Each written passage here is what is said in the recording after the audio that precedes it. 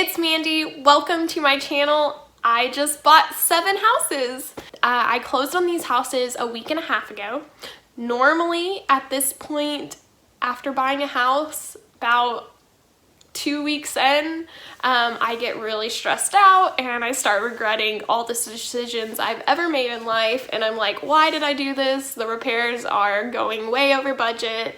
It's just a lot more than I anticipated, but honestly, I'm really happy. All these houses already had tenants in it, which has just made the transition actually a lot smoother. I know that sounds crazy. There was a lot of, getting people to sign new leases. They weren't really they were like in a month-to-month lease, just a verbal lease, so there wasn't a written lease that they were in. So I had them sign my written lease. We kept everybody month to month, and they all have there will be a rent increase in 2 months. I gave everybody 60 days notice on that, just so that they would have some time to make arrangements for that. And I didn't increase anybody's rent a lot, like $25, $50 on the houses that were really, really below market rent, but nothing crazy. Just basically what I had to do, because we had a really big property tax increase in our area last year, and their rents hadn't been increased to account for that. And then also there were a lot of repairs that need to be done on these houses.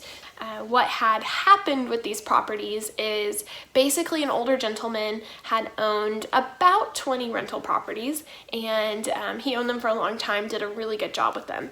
Once he got ready to kind of just retire, he was done being a landlord, he wanted to just retire. He owner financed all the properties to a younger gentleman.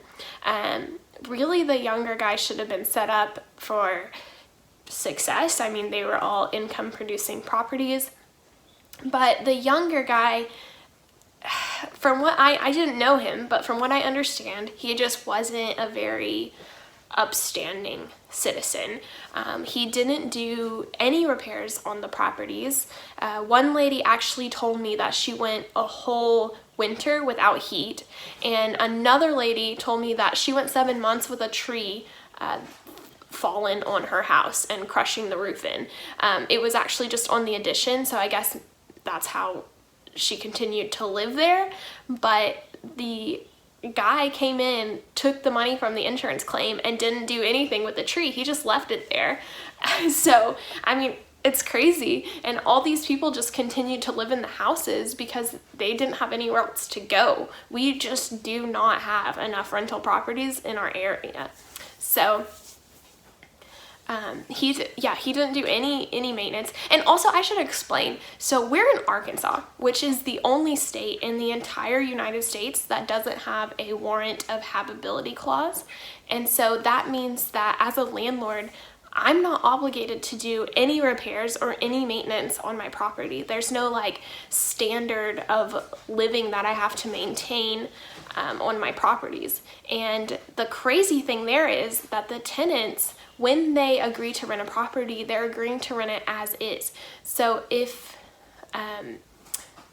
the water heater goes out, I don't have to fix that, and actually they can't get out of their lease even though I didn't fix it, unless I would let them out. Now, I'm sure people can just leave and there's not a whole lot anyone's gonna do about it, but by law they're bound to their lease and I don't have to do any repairs.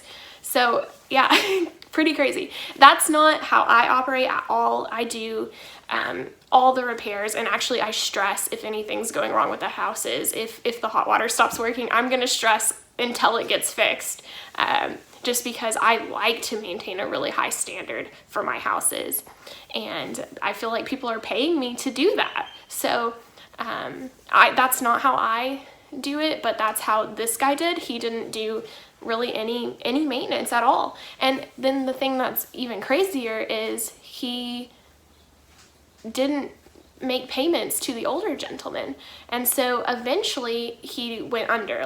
The older gentleman came, took all the houses back, and he sold them very, very cheap to a group, an LLC that buys investment properties. So that LLC bought I don't know exactly the number of houses. It was like 18 or 20 or something. They bought all of those houses for like $225,000. I'm sure they paid him cash, and they just were in the right place at the right time. He was ready to be done with them. He was ready to be retired and just wanted to get rid of the houses and not have that responsibility.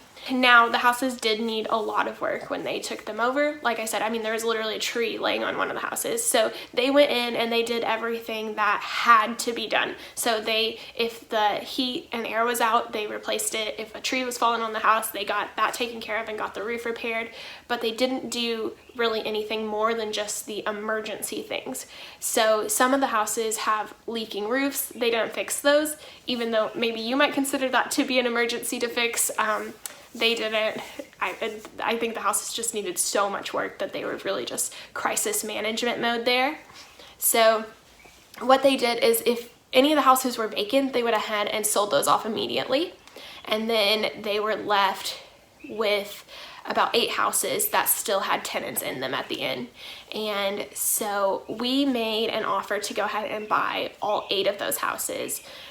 But while we were negotiating, one of the houses we dropped from the deal because it was just it was in pretty rough shape, and I didn't see how we were going to be able to make the repairs on that house because it was a hoarder house. So when you walked in the front door, it was just full of stuff. There was food everywhere and just stuff. You couldn't even really walk through the house. There was so much stuff, and it smelled like mold and mildew, and the ceiling actually had a big hole in it where the roof was leaking, and there was mildew all over the ceiling.